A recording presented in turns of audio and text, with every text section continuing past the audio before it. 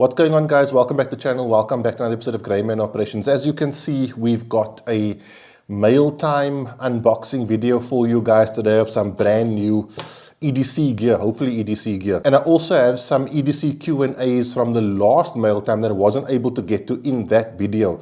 Let me get this stuff off the table quickly. But before we do that, I have some exciting news for the patrons, more exciting than usual. If you're a patron, as you'll know, at the end of June, I'm giving away a Canik MC9 with a red dot, hopefully with a weapon-mounted light as well. However, that has now been improved.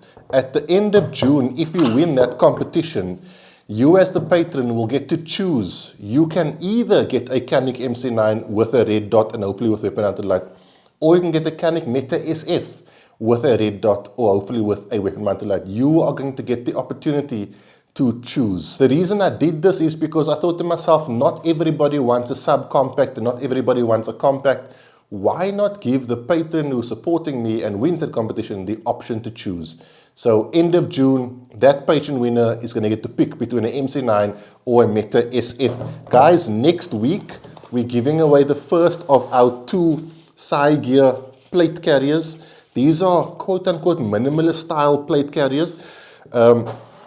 One next week and one the week after. The reason I do that, even though it's the May giveaway, I don't like giving away a prize before the end of the month because some people's Patreon memberships renews like on the last day of the month. So if I was to do that draw now, it would like pick up that some people haven't technically renewed their Patreon membership yet, so they might be exempt from it. Stealth Kydex. Hi Ryan, thank you for having a look at our Proter? What word is this? Oh, are you guys even going to be able to see? What word is that? Not bad.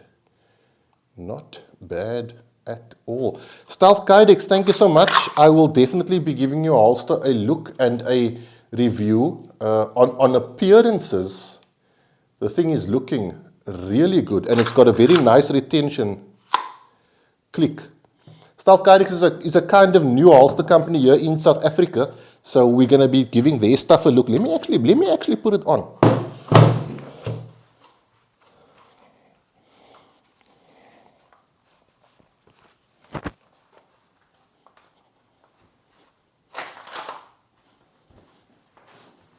I mean, it's comfortable.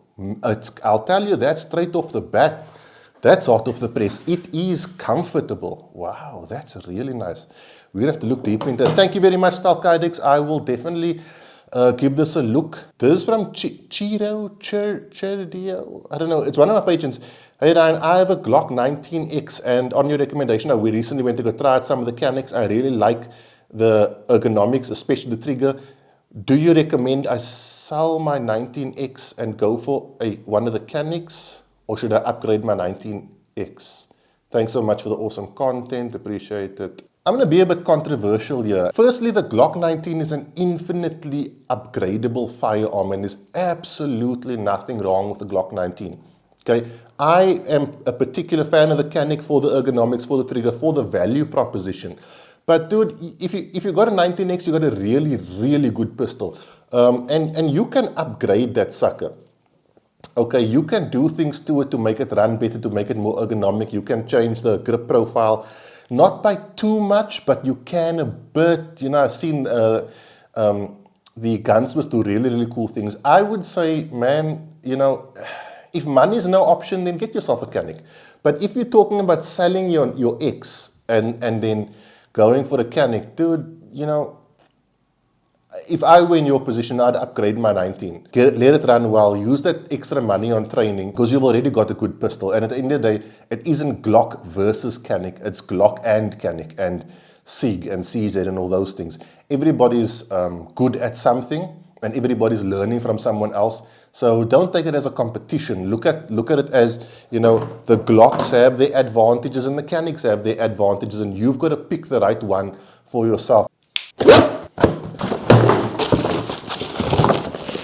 James from Southwest Holsters is going to have a field day with us. Okay, this is going to take a moment. So I saw the guys briefly from Okapi at Huntex.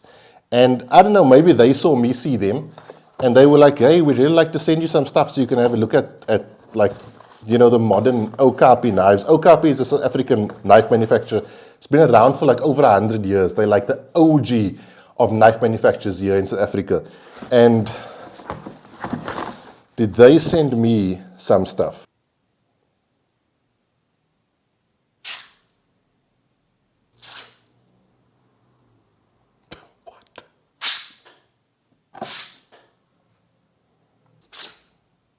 This is a kukri, right? This is definitely a kukri. I know enough about this kind of knives to know that this is a kukri.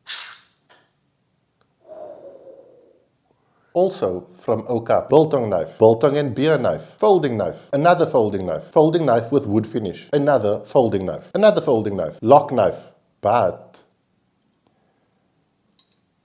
how amazing is that this knives have like oil on them. I'm assuming it's like an anti-rust kind of deal, but look at how cool that is. That's beautiful. Huge thanks to the folks over at Okapi. I really, really appreciate this.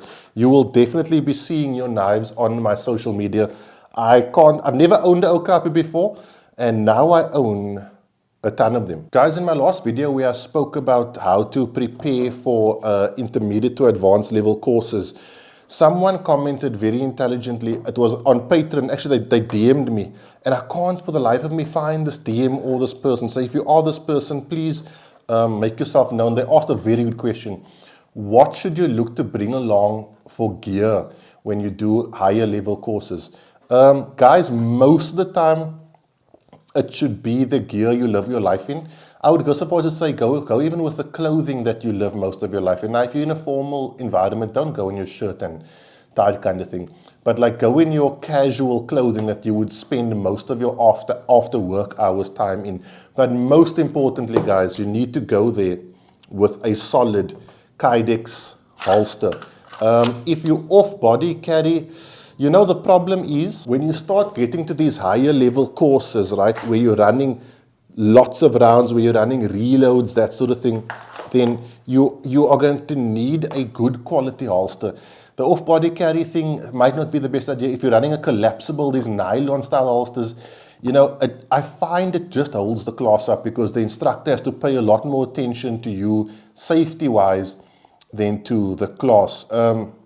Obviously, that's how you run it. Spare mag and spare mag carrier, because you definitely, in those higher courses, you run more rounds and you're definitely going to be doing reloads. So for you to stop the course every time because you only brought one mag and you don't have like a mag carrier or whatever, every time you need to reload, it's not going to be, you're not going to get as much time with the instructor as you would like, and you're not going to be learning as much as you could learn. So set your spare mags, mag carriers, decent holster, and try to go in the clothing you would ordinarily wear in your sort of casual life.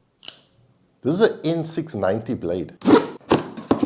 So as you guys know, I'm giving away one of these at the end, not at the end, next week, and then another one the week after.